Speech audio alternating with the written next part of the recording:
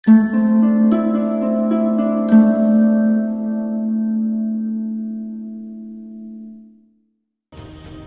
आप देख रहे हैं सिटी वैम न्यूज। मैं हूं आपके साथ प्रीति चंद्रा। शुरुआत करते हैं बुलेटिन की।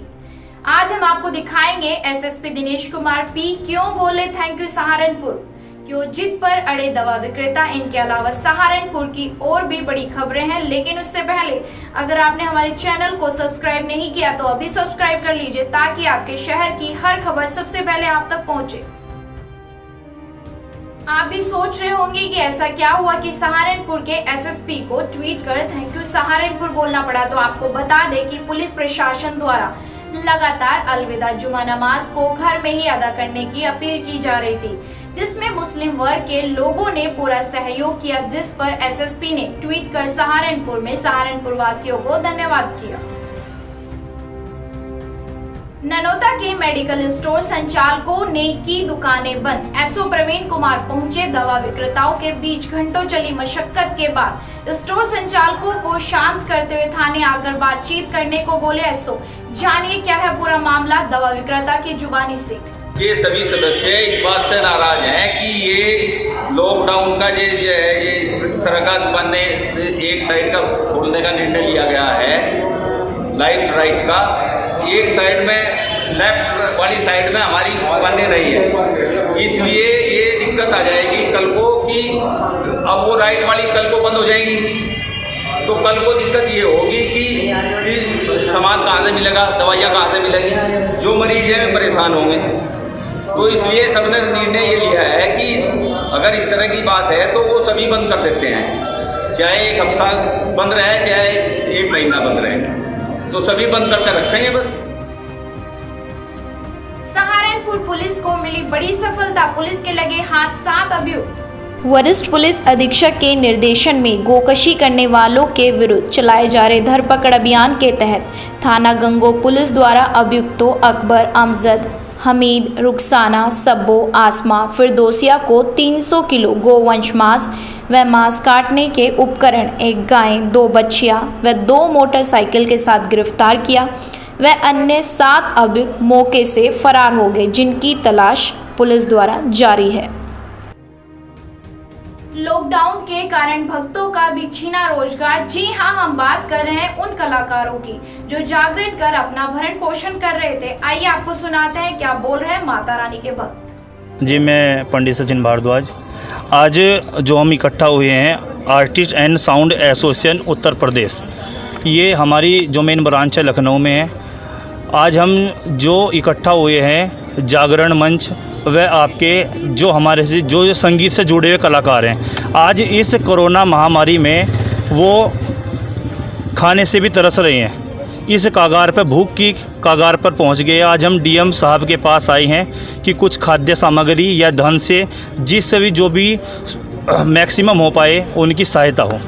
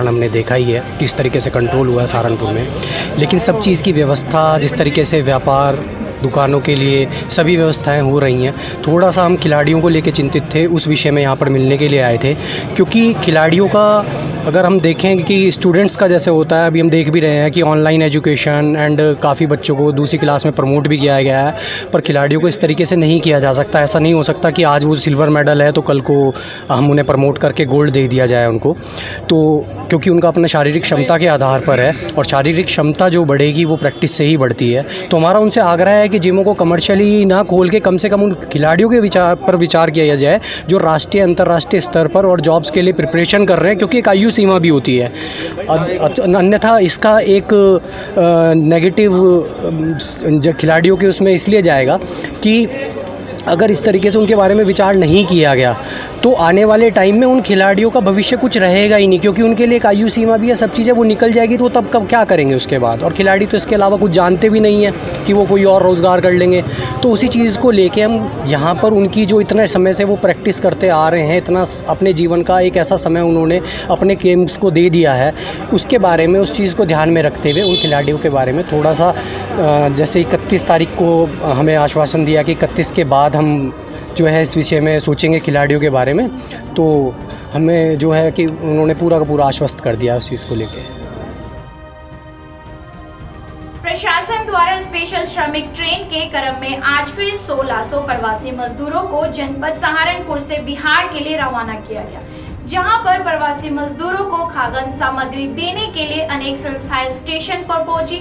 वहीं प्रवासी मजदूरों के चेहरे पर एक अलग ही मुस्कान देखने को मिली। आइए आपको दिखाते हैं वहां की कुछ तस्वीरें। जहां आज सब लोग अपने अपने परिवार के साथ अपनी सुरक्षा के साथ बैठे हैं, वहीं ये योद्धा जो है ये अपनी सेवा भाव को लेकर आगे आ रहे हैं और एक समाज में अच्छा मैसेज जा रहा है। और प्रभु से मेरी यही अरदास प्रार्थना है, सतगुरु की सेवा सफल है, जे को करे चित लाए। जो मन से सतगुरु की सेवा करेगा वो निश्चित तौर पे बेड़ा पार होगा और इसमें आगे आना चाहिए। तो मैं सभी को अपनी शुभकामनाएं देते हुए अपील करता हूँ कि ऐसे वक्त में जो जितनी सेवा अपने स्तर से कर सके उतनी करनी चाहिए। धन्यवाद।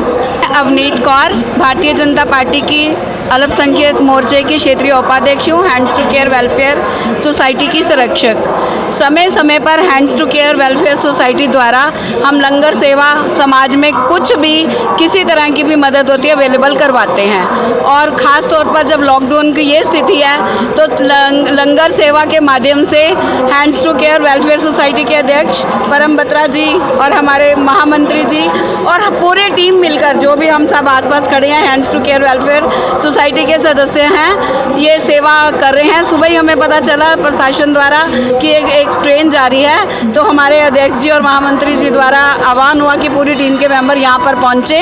और हमारा ये लंगर तो वैसे ही गुरुओं द्वारा चलाया गया स्टार्टिंग से ही और आज तक चलता आ रहा है। कोई भी सिख कम्युनिटी की कौम ऐसी नहीं है कि जहाँ कोई ज़रूरत हो और लंगर सेवा ना हो। धन्यवाद। मैं अध्यक्ष Hands to Care Welfare Society Param Batra. जैसे कि आप सब जानते ही हैं, कल तक सारे जितने भी प्रवासी मजदूर थे सब लोग यहाँ से पलायन कर चुके थे। तो कल शाम की भी ट्रेन कैंसिल हो गई थी और कल रात की भी ट्रेन कैंसिल हो गई थी।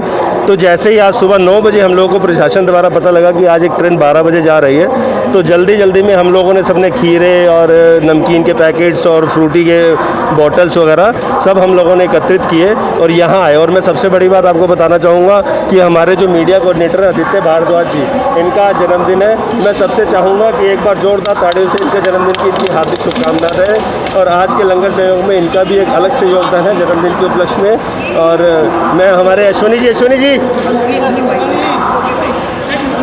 हमारे फूड बैंक जो सहारनपुर में, मतलब एकमात्र बैंक ऐसा है सहारनपुर में फूड बैंक, जो पिछले 2 महीने के अंदर अंदर हर गरीब आदमी के आवाज़ पर मुंह पर चढ़ गया है। फूड बैंक अगर किसी को कहीं भी कभी भी खाना चाहिए हो तो सुबह दोपहर शाम तीनों टाइम का खाना फूड बैंक में हमेशा उपलब्ध रहेगा और ऊपर वाले ने चाहा तो ज़रूर मिलेगा। और आगे भी ये फूड बैंक वाली संस्था जो है ये चलती रहेगी और हम सबका पूरा सहयोग रहेगा।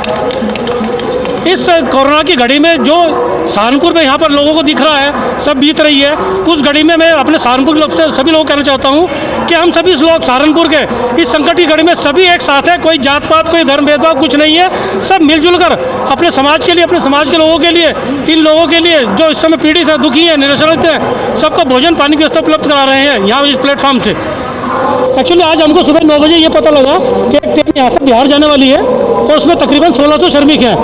उसी के उसमें हमने तुरंत अपने सभी साथियों को, अपने गुरुद्वारा सिंह सभा, अपने STC welfare association, Saharanpur club और फूड बैंक और मानव सेवा उत्थान समिति सभी को तुरंत अपना कॉल किया और ये कहा गया आप लोग सब जरूरत से जरूरत ज़्यादा लोग इकट्ठे हो और सबके लिए कुछ भोजन पानी कुछ भी आप व्यवस्था करके लाइए। तो उसी के अनुक्रम में हम लोग ठीक 11 बजे सब लोग यहाँ इकट्ठे हो गए और हमारे सब साथी कोई कोल्ड ड्रिंक लाया, कोई खाना लाया, कोई खीरे लाया, कोई सब्जी लाया, कोई रोटी लाया। इस तरह से हम सब लोगों ने यहाँ व्यवस्था बनाई है और तकरीबन हमने सभी 1600 लोगों में अपनी भरपूर कोशिश की सबको कुछ ना कुछ अवेलेबल हो जाए यहाँ से। सहारनपुर की खास खबरों को देखने के लिए बने रहे सिटी वेब न्यूज के साथ। वीडियो को लाइक एंड शेयर जरूर करें।